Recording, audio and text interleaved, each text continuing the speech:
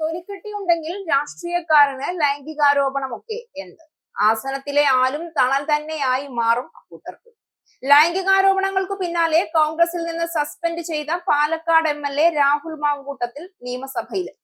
Youth Congress ജില്ലാ അധ്യക്ഷനൊപ്പമാണ് Rahul സഭയിലെത്തിയത്. CPM ബന്ധം അവസാനിപ്പിച്ചതിനു ശേഷം PV അൻവറിനു നൽകിയ സീറ്റാണിപ്പോൾ രാഹുലിന് നൽകിയിരിക്കുന്നത്. സഭയിൽ UDF ബ്ലോക്ക് തീർത്തതിനു ശേഷം വരുന്ന അടുത്ത സീറ്റാണിത്. പിറകിലെ നിരയായതിനാൽ രാഹുൽ ഒറ്റയ്ക്കാണ് ഇരിക്കേണ്ടത്. സ്വന്തം തീരുമാനപ്രകാരമാണ് രാഹുൽ നിയമസഭയിലെത്തിയത്. നിയമസഭയിൽ വരരുതെന്ന് രാഹുലിനോട് പാർട്ടി നിർദ്ദേശിച്ചിരുന്നില്ല. സഭയിൽ വരുന്നതിന് രാഹുലിന് നിയമപരമായ തടസ്സവുമില്ല. 9:20-നാണ് രാഹുൽ സഭയിലെത്തിയത്. അടൂരിലെ വീട്ടിൽ നിന്ന് പുലർച്ചെയാണ് തിരുവനന്തപുരത്തേക്ക് പുറപ്പെട്ടത്. എല്ലാ ദിവസവും സഭയിലെത്താനാണ് രാഹുലിന്റെ തീരുമാനം. ശനിയാഴ്ച പാലക്കാട് മണ്ഡലത്തിലെത്തും. ആരോപണത്തിനു ശേഷം അടൂരിലെ വീട്ടിലായിരുന്നു രാഹുൽ. പൊതുപരിപാടികളിൽ അദ്ദേഹം പങ്കെടുത്തിരുന്നില്ല. മണ്ഡലവും സന്ദർശിച്ചിട്ടില്ല. ചില നേതാക്കളുമായി കൂടിയാലോചനയ്ക്കു ശേഷമാണ് രാഹുൽ നിയമസഭയിലെത്തിയത്.